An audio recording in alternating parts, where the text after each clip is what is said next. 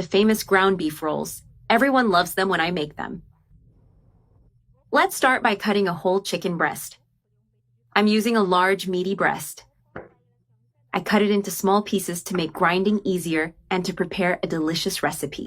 Once the pieces are smaller, I move on to another round of cutting, further dividing them so everything processes evenly. Now I transfer everything into the food processor, placing all the chicken pieces inside.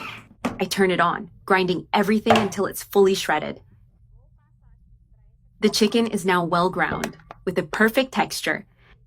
I carefully remove it and transfer it to a large bowl where we'll do the mixing. Here's all the ground chicken breast. Once you learn how to make this recipe, you won't want to stop making it.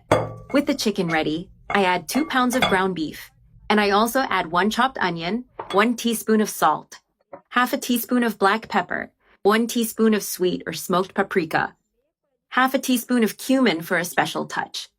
I also add some chopped parsley and chives, and I begin mixing everything well with my hands.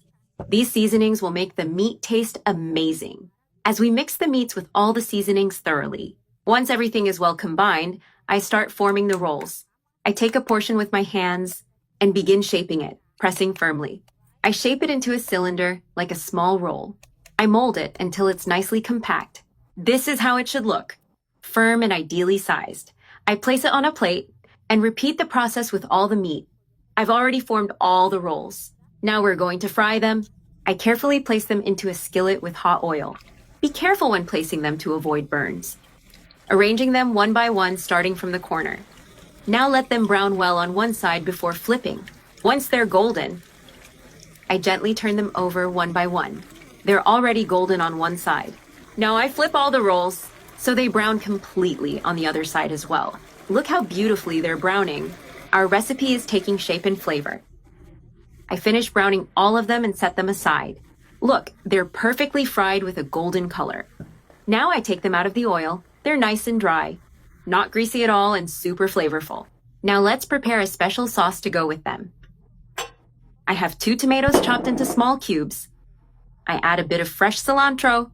I add 4 tablespoons of tomato puree. I also include 3 garlic cloves, 1 teaspoon of onion powder, 1 teaspoon of salt, half a teaspoon of black pepper, and I finish with a good drizzle of olive oil. A generous drizzle to enhance the flavors. I blend everything well in a blender or food processor until I get a smooth and well-seasoned sauce. The sauce is ready. Now I pour it into a serving dish. It's a delicious sauce perfect for many recipes. And this is how it's